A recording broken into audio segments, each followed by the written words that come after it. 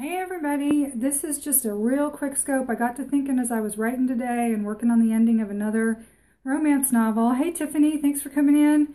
I got to thinking about during this morning's broadcast, I scope inspiration for your writing journey Monday through Friday about 8:45 in the mornings Eastern. And today we were talking about how you learn a lot of what you need. I know, it is a face. Look at that, Becky. You learn a lot of what you need about your writing. Most of your basic raw material for your writing you get before you're 15. And so a few of us were talking about, I use my cat tree as a tripod, and the big 20-pounder is making things tough in there. So anyway, we got him off. Anyway, okay, so I wanted to come in here this afternoon. I got to thinking about it, and we were talking about stories and, heartaches that happened when we were teenagers, and how I think what Willa Cather meant by that quote was that, we learn a lot. We go through a lot of emotions in those early development years. We all have hardships, right? Raise your hand if you actually had a perfect teenage time. No, none of us did. There was angst and all that stuff.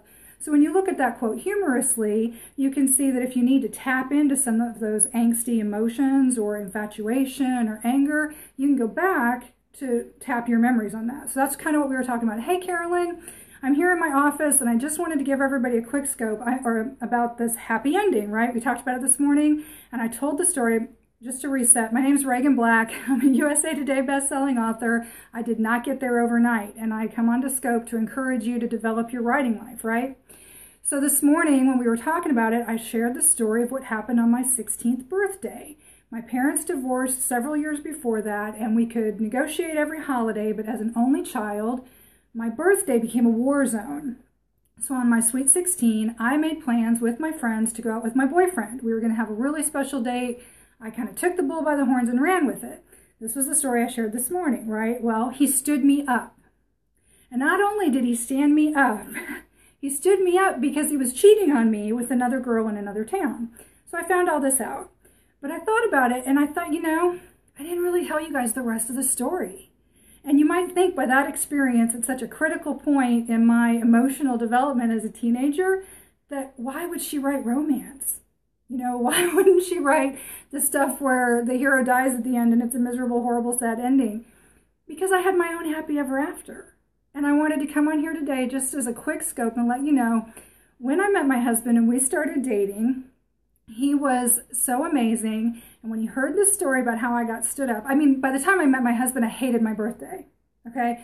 It had started with my parents fighting over that day, but I absolutely hated my birthday. I was miserable. I was lousy at even having a birthday by the time I met my husband. And it was so sweet of him. I got a better man. I got a much better man than most men are at 16. Okay, let's just be honest. But we all have to grow into that, and we have to know ourselves and all of that. So I'm not getting into any of that exactly, Mark. You know where I'm going. But the point remains that when I met him and we talked, and people, why do you write romance? I have my own personal hero. I have my own personal happy ever after. And it's something I've just always believed in. And I met him and he heard this story. And as we got to know each other, my birthday's in the summer, and he surprised me with the most amazing birthday. So he took that first sweet 16 birthday that was just sucky, and he actually did something special. He wrapped up a gift for every birthday for me between that date and the day that, I guess it was 4 or 5 birthdays, because we were married. I was early 20s when we were married. I think I got married, I was 22 when we got married. So like 5 or 6 birthdays in there, and the very last gift was an engagement ring.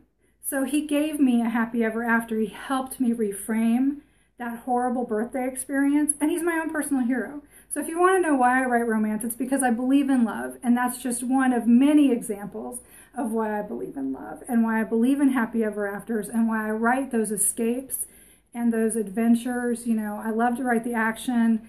I love all of that. I love the journey that my characters take and the journey that they take me on, and I try to relate that to the readers. But I really just wanted to share the rest of the story with you. Oh, good. I'm so glad your sons are tapping hearts. Thank you very much. Thank you very much. I just wanted to relate the rest of the story with you. So even though we get burned, you know, there are better people out there. There are wonderful reasons to keep searching for your own happy ever after. And so if you ever wonder why I write romance, it's because my husband came into my life and treated me to a very special happy ever after. So yeah, it's 25 years in December. So almost 25 and a half years now, Carolyn. I know, it was very, very sweet. And I just wanted to give you that little, you know, it was something I thought about. It's been bugging me all day, even as I was writing today. I was like, you know, I really should have told him there was a happy ending.